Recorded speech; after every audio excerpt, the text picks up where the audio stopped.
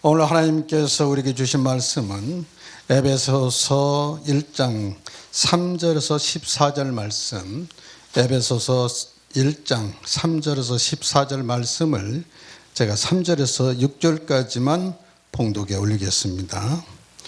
찬송하리로다. 하나님 곧 우리 주 예수 그리스도의 아버지께서 그리스도 안에서 하늘에 속한 모든 신령한 복을 우리에게 주시되 곧 창세전에 그리스도 안에서 우리를 택하사 우리로 사랑 안에서 그 앞에 거룩하고 흠이 없게 하시려고 그 기쁘신 뜻대로 우리를 애정하사 예수 그리스도로 말미암아 자기의 아들들이 되게 하셨으니 이는 그가 사랑하시는 자 안에서 우리에게 거저 주시는 바 그의 은혜의 영광을 찬송하게 하려는 것이라. 아멘.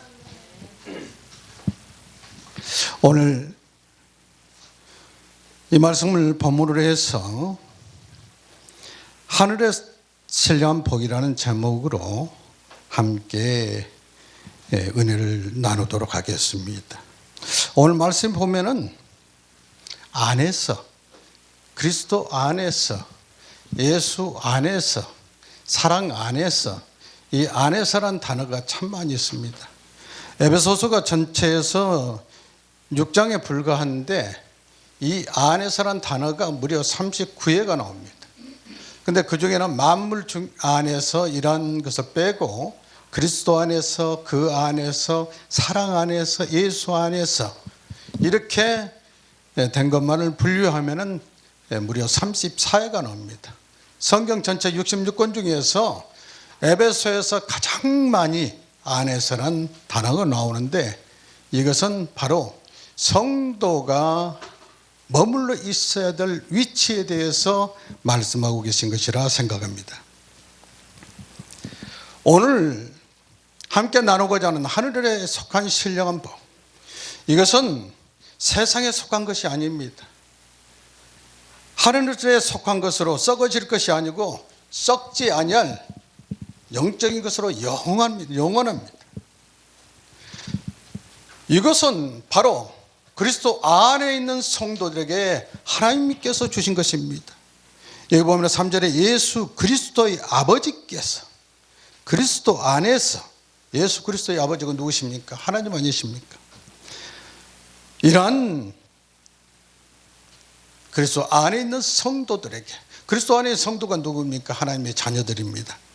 이러한 사람들, 성도들에게, 하나님의 자녀들에게 하나님께서 주시는 복이 하늘에 속한 신령한 복이라는 사실입니다.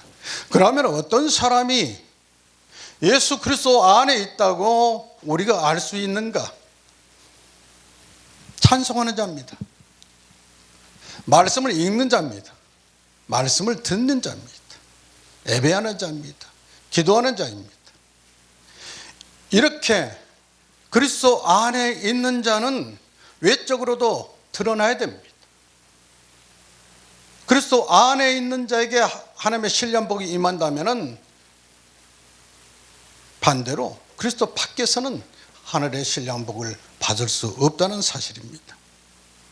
그러면 하늘의 신령한 복이 과연 어떤 복인지 오늘 말씀에서 한번 찾아보면 첫째, 찬송의 복입니다. 3절에서 찬송하리로다 라고 말씀하고 있습니다. 찬송은 세상 사람들이 부를 수 있는 노래가 아닙니다. 하나님의 백성들이 하나님께 영광을 돌리는 것입니다. 그래서 일반적인 노래와 찬양은 구분되어집니다. 일반적인 노래를 영어로는 송이라고 그러고 찬양은 프레이스라고 그럽니다. 우리가 기도를 영어로 프레어라고 그러지 않습니까? 근데 찬양을 프레이스라고 그래요. 일반적인 노래는 내 감정과 그리고 상황을 반영한 것이라면 찬송은 내가 믿고 의지하는 하나님, 그분이 어떤 분인지 믿음으로 고백하는 것입니다. 그래서 찬송을 곡조 있는 기도라고 말씀하고 있지 않습니까? 놀랍게도 이 찬송은 내 감정과 상황을 바꿀 뿐만 아니라 하늘문을 여는 열쇠가 되고 그리고 사탄의 세력을 이기는 능력이 됩니다. 우리가 세상 살아가다 삶이 힘들고 어려울 때, 그리고 내 생각과 계획이 스포되어서 낙심되고 그저 주저앉고 싶을 때 찬송을 부르시기 바랍니다. 이때가 찬송의 능력을 경험할 때입니다.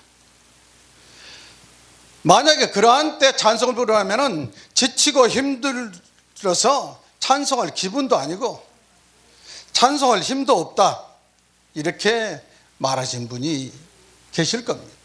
그러면은 찬송할 기분도 안 들고 찬송할 힘도 없으면은 찬송을 틀어놓고 듣기라도 하십시오.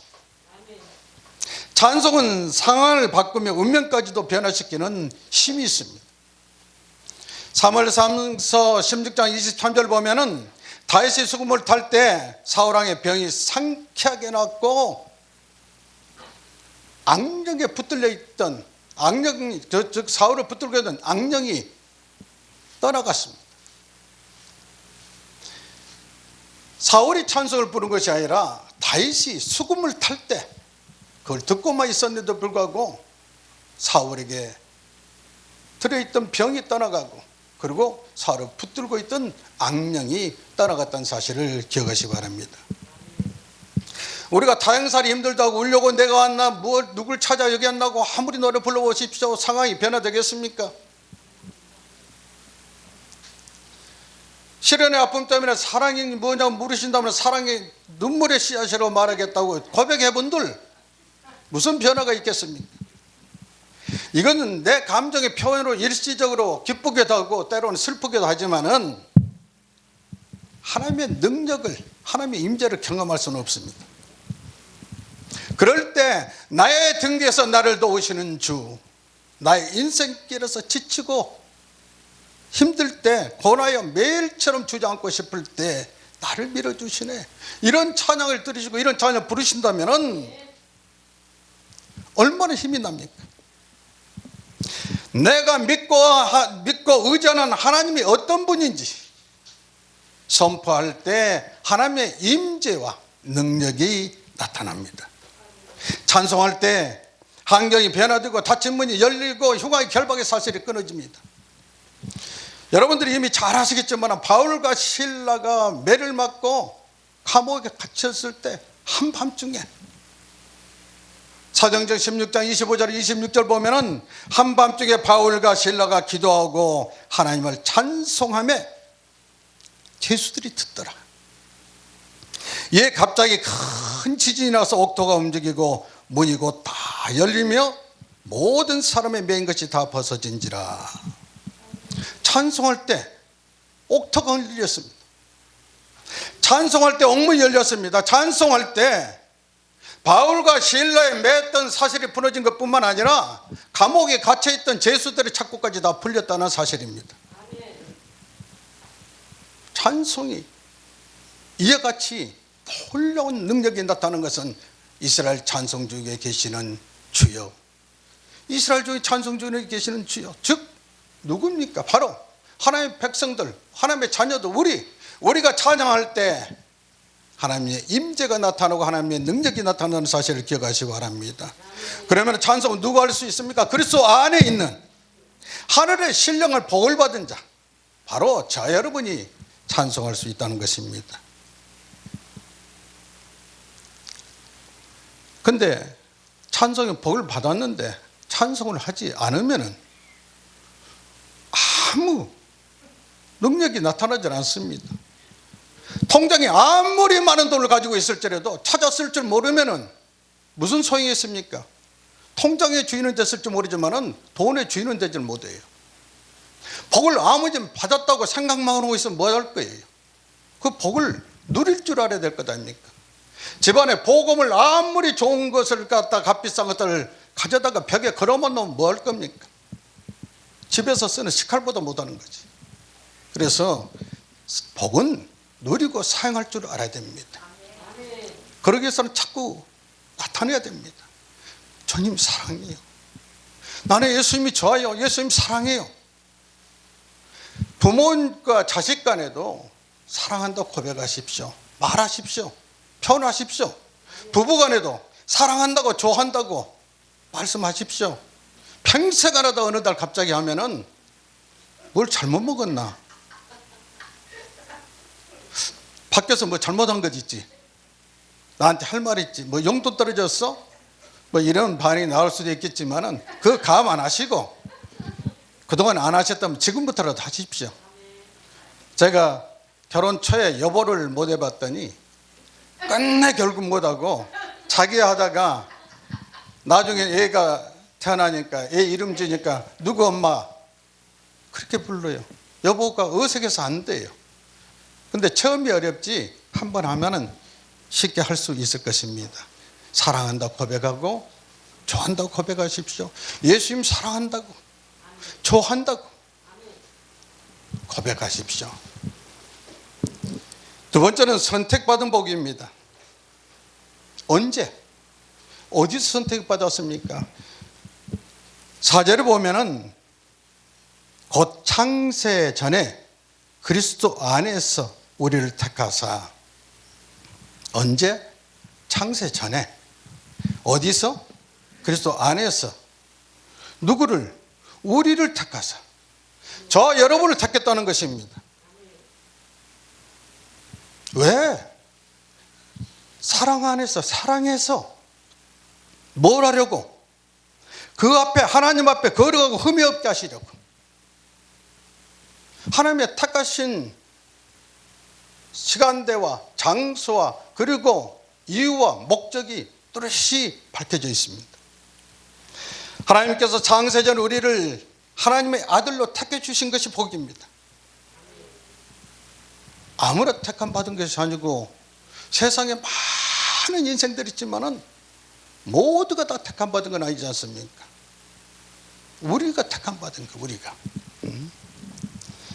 그 우리는 택함 받기 위해서 우리가 노력한 것 있습니까? 없지 않습니까? 하나님 나를 자녀 삼아주세요 하고 하나님 앞에 나가서 우리가 매달려 본 적 없지 않습니까? 하나님한테 잘 보이려고 무슨 선한 일하고 남한테 착한 일 한 거 없지 않습니까? 그럼에도 불구하고 하나님은 창세 전에 택해 주셨는데 이것을 신학적인 용어로는 하나님의 작정이라고 합니다. 하나님의 계획과 예정을 한마디로 하나님의 작정이라고 하는데 이걸 칼빈은 무조건적 선택이라고 합니다. 내가 공이 있고 내가 선택받을 만한 그러한 근거가 있어서가 아니라 하나님의 주권으로 하나님의 기쁘신 뜻대로 하나님이 택하셨기 때문에 이것을 무조건적 선택이라 합니다. 시편 139편 16절에 보면은 내 형질이 이루어지기 전에 주의 눈이 보셨으며 나를 위하여 정한 날이 하루도 되기 전에 주의 책이 다 기록이 되었나이다라고 기록되어 있습니다. 우리의 탄생은 우리의 손에 의해서 이루어진 것이 아닙니다. 그리고 우리의 탄생은 우연의 산물도 아닙니다. 하나님께서 만세전에 창세전에 작정하셨고 때가 이름에 아버지와 어머니의 사랑의 결정체로 이제 태어나게 하시고 성령의 도우심으로 우리를 부르시고 그리고 예수를 거저로 영접할 수 있는 은혜를 베풀어 주신 것입니다. 이것을 바로 하나님의 섭리라고 합니다. 하나님이 작정하시고 하나님이 이루어가시는 실행해 가는 과정을 하나님의 섭리라고 합니다. 그래서 로마서 8장 29절 30절 보면은 하나님 미리 아신 자들을 또한 그 아들의 형상을 본받게 하기 위하여 미리 정하셨으니 이는 그로 많은 형제 중에서 맏아들이 되게 하려 하심이라. 또 미리 정하신 그들을 또한 부르시고 부르신 그들을 또한 의롭다 하시고 의롭다 하신 그들을 또한 영화롭게 하셨느니라. 하나님께서 작정하신 저 여러분을 때가 이르러서 이제 불러서 믿음의 맏아들로들 세워주셨다는 것입니다. 요한복음 15장 16절에서도 너희가 나를 택한 것이 아니요 내가 너희를 택하여 세웠다고 말씀하고 있습니다. 우리가 하나님을 택한 것이 아닙니다. 하나님께서 우리를 부르셨고 하나님께서 우리를 믿게 해주셨기 때문에 믿는 것이지, 내가 믿고 싶다고 믿고 믿기 싫다고 안 믿어지는 것이 아닙니다. 하나님께서 성령에 의해서 우리에게 믿음을 주셨기 때문에 우리가 예수를 구주로 영접하고 예수는 나의 구주라고 고백할 수 있다는 것입니다. 이것을 칼빈은 불가항력적인 은혜라고 그럽니다. 하나님의 은혜가 내가 한거할 수 없는 상태로 임하는 것입니다. 이와 같이 하나님의 택함 받은 것이 하늘의 신령한 복이라는 사실입니다. 세 번째는 하나님의 자녀가 된 복입니다. 하나님께서 택하신 것은 하나님의 자녀 삼기 위해서입니다. 누구 뜻대로 했냐면 그의 기쁘신 뜻대로 하나님의 절대적인 주권입니다. 내가 원해서도 아니고 내가 구한 것이 아니고 내가 그럴 만한 자격이 있어서가 아니라 하나님께서 우리를 사랑해서 하나님의 기쁘신 뜻대로, 그러니까 하나님의 절대적인 주권이 많이 개입됐다는 것입니다.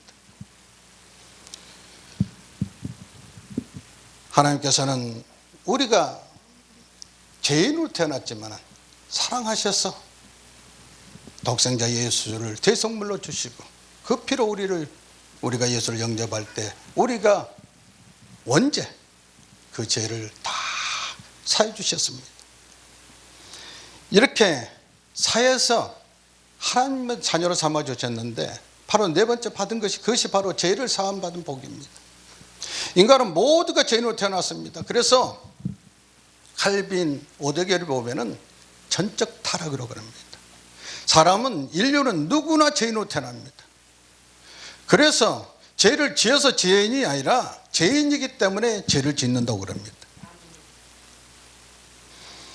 모두가 죄인이지만 우리는 7절에서 보면은 그리스도 안에서 그의 은혜의 풍성함을 따라 그의 피로 말미암아 속량 곧 제사함을 받았느니라. 제사함을 받은 우리는 하나님의 신령한 복을 받은 자들입니다. 이와 같이 모든 사람이 죄를 지었고, 그렇다고 해서 모든 사람이 사함받고 모든 사람이 하나님의 자녀되는 것이 아니라 하나님의 작정된 자, 하나님의 택함 받은 자, 이런 사람들 중에 자신이 포함되어 있다는 사실을 기억하시고 감사해야 할 것입니다. 바로 나는 하늘의 신령한 복을 받은 자다 라고 자부심과 긍지를 가지고 좀 교만하지 않게 의시되면 좀 사시기 바랍니다. 다섯 번째는 성령의 인침을 받고 하나님의 기업이 되는 복을 받은 자들입니다.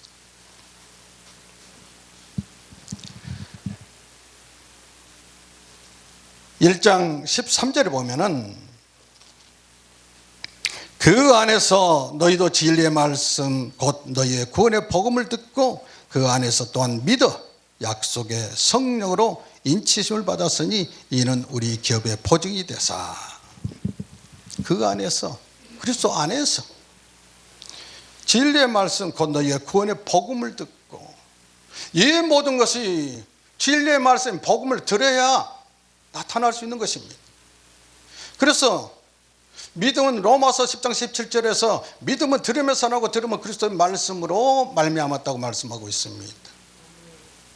우리는 구원받을 만한 자격이 없고 조건을 갖추지 못했음에도 불구하고 은혜로 말미암아, 은혜에 의하여 믿음으로 말미암아 구원을 받았으니 이는 너희에게서 난 것이 아니라 하나님의 선물이라고 말씀하고 있습니다. 선물은 대가 없이 주는 것이 선물입니다. 내가 돈 주고 산 것은 선물이 아니고 은혜가 아닙니다. 내가 받을 만한 자격도 없고 조건도 없는데도 불구하고 그저 받은 것, 그것이 바로 은혜입니다. 약속의 성령, 약속의 성령으로 인치심을 받았다고 그랬습니다. 약속의 성령이 어떤 성령? 오순절에 오신 성령입니다. 그 성령에 의해서 우리 기업의 보증이 되셨으니, 성경 보면은 하나님의 기업, 뭐 이런 기업이라는 단어가 많이 나옵니다. 그런데 기업에는 두 가지가 있습니다. 자생적 기업이 있는가 하면 터전적 기업이 있습니다. 자생적 기업은 이룰 기자를 써서 세상에서 경영하는 이윤을 창출하는 그런 기업이 있고, 바로 하나님께서 세워주시는 터전적 기업, 즉 하나님의 자녀, 하나님의 상속을 받을 수 있는 기업은 하나님의 자녀들입니다. 그래서 하나님의 자녀를 하나님의 기업이라고도 하고, 하나님의 권리를, 즉 하나님의 유산을 상속받을 만한 권리가 있는 자를, 즉 하나님의 자녀들을 하나님의 기업이라고 한다는 사실을 기억하시면 되겠습니다. 이런 하나님이 기업이 되게 하신 복, 이걸 우리가 받았습니다. 그런데 이 복을 언제까지 받느냐? 모든 제품에는 보증서가 있고 설명서가 있습니다. 보증서에는 보증 기간이 있어요. 평생 다 쓸 때까지 보증해 주는 게 아니고 1년 아니면 2년 보증한다고 그럽니다. 그런데 하나님께서 우리를 한번 택해 주시면 영원히 보증해 주십니다. 그것이 바로 약속의 성령으로 인쳐 주신다는 것입니다. 이제 너는 내 아들이라, 내가 너를 사랑한다 라고 인쳐 주셨는데, 그걸 성도의 견인이라고 합니다. 우리가 하나님의 나라 임할 때까지 성령께서 우리를 이끌어 가시는데, 하나님의 자녀로 너는 내 것이다 라고 도장을 쾅 찍어놨단 말이에요. 말씀을 정리해서 다시 한번 돌아보면은, 하나님은 언제 어떻게 우리를 하나님의 자녀를 삼을 계획을 세우셨는가? 바로 창세 전에 어디서? 그리스도 안에서. 왜? 사랑해서 무엇하려고? 거룩하고 흠이 없게 하려고. 무슨 권리로? 하나님의 깊으신 뜻대로, 오직 하나님의 절대적인 주권으로. 그리고 그리 택해서 뭘 하려고? 하나님의 믿음의 아들들 삼으시려고 했다는 것입니다. 그렇게 해서 뭘 할 거냐? 6절의 말씀에, 이는 그가 사랑하신 자 안에서 우리에게 거저 주시는 바 그의 은혜의 영광을 찬송하게 하려는 것이라. 하나님께서는 인생을 창조하신 것도 찬양받으시기 위해서입니다. 하나님께서 이와 같이 자녀 삼아주신 것도 찬송받으시기 위해서인 것입니다. 하나님의 선택을 받고 이제 구원받아 하나님의 자녀된 저희 여러분은 하늘의 신령한 복을 받았으면 그 복을 누리고 복을 잘 관리해야 됩니다. 그래서 그런 찬양이 있지 않습니까? 받은 복을 세워보라고. 받은 복에 감사하면서 그 복을 다시는 잃어버리지 않도록 잘 관리해야 합니다. 그러기 위해서는 그리스도 안에 머물러야 된다는 사실을 기억하시기 바랍니다. 그리스도 안에 머무른 자가 외적으로 나타나는 것은 찬양하는 자입니다. 말씀을 읽는 자입니다. 듣는 자입니다. 예배하는 자입니다. 그리고 기도하는 자입니다. 그리스도 안에 있는 자가 기도의 능력이 나타납니다. 요한복음 15장 7절에서도 너희가 내 안에 거하고 내 말이 너희 안에 거하면 무엇이든지 원한 대로 구하라 그리하면 이루리라. 그리스도 안에 머무르고 말씀을 의지해서 늘 기도하고 찬송함으로 말미암아 하나님의 사랑받는 믿음의 승리자들 다 되시기를 예수님의 이름으로 축복합니다.